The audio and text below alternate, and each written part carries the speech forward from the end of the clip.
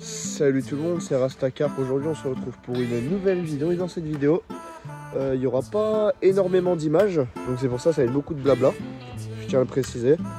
On est là sur un petit 48 heures sur un étang comme but d'entraînement pour les championnats. Au final on est très content, on est arrivé assez tard, on a eu un poste de merde, on a eu le pire poste de l'étang. Il y a énormément de monde, donc on est vraiment en condition d'enduro et au final on est ceux qui prend le plus de poissons.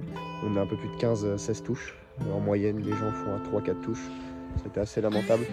On a fait quelque chose pour se démarquer des autres, donc je vais vous montrer dans cette vidéo qu'est-ce que c'est. Et on est en train de cartonner là, depuis la dernière nuit, et la preuve en image avec encore une touche à seulement 3 cannes, donc c'est excellent. On n'a pas voulu mettre plus de cannes parce que niveau pression on n'avait pas envie de faire barrage aux poissons. Et puis voilà, on va sortir le poisson et puis je vais vous expliquer du coup tout ce qu'on a fait pour réussir à déclencher autant de touches.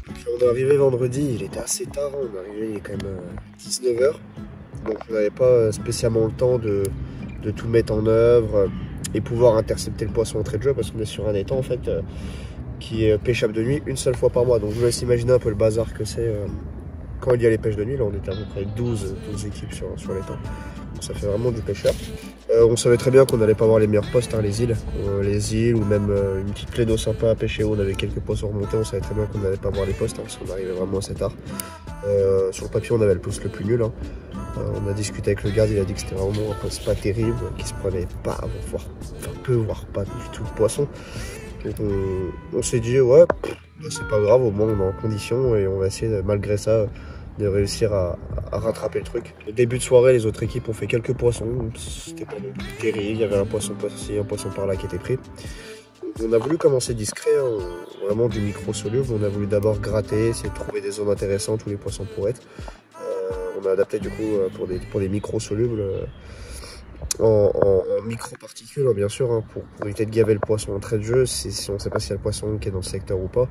Donc là j'ai opté pour de la banana scopex, hein. On commence à rentrer dans les périodes assez chaudes, donc on va optimiser pour du fruité. Je ne sais pas si le poisson s'alimente beaucoup ou pas, donc du coup j'ai optimisé sur des petites hèches, hein, vraiment juste avec un hameçon de 10 ou un hameçon de 8, hein, des petites hèches genre du style un petit dumbbell en plastique avec un petit asticot. La première nuit aurait été pas terrible, hein. Bon, on fait 2 poissons, on savait, le poisson était bloqué un peu partout sur l'étang. On savait très bien que ça allait être terrible. Et le lendemain, du coup, on avait opté pour une deuxième stratégie. Donc c'était de vraiment faire 2 choses différentes.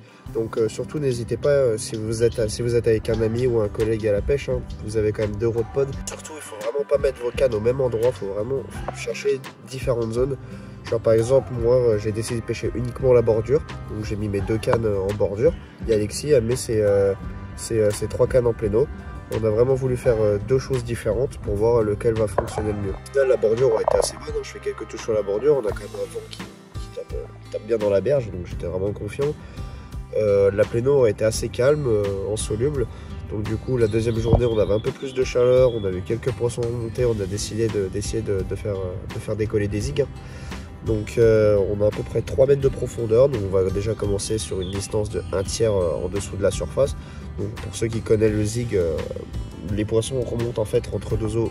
On dit entre 2 eaux mais c'est pas tout à fait entre 2 eaux, parce qu'on va rencontrer cette thermocline qui va faire mi-chaud, mi-froid entre les deux couches d'eau. Et il va avoir un boom phytoplanctonique à cette distance-là, et c'est là où il faut prendre le poisson. Ensuite, par la soirée, qu'est-ce qu'on a décidé de faire? Parce que on a vu les autres, il n'y a personne qui spottait sur l'étang. On se disait peut-être que le poisson, il s'alimente pas trop sur les spots. Mais nous, on s'est dit, pourquoi pas claquer quelques spots. On a voulu vraiment faire un coup, uniquement en micro-particules pour commencer, donc uniquement du shandy, du petit blé, quoi. On a balancé peut-être une dizaine de spots sur un coup assez intéressant qui a été gratté à environ 50 mètres du bord.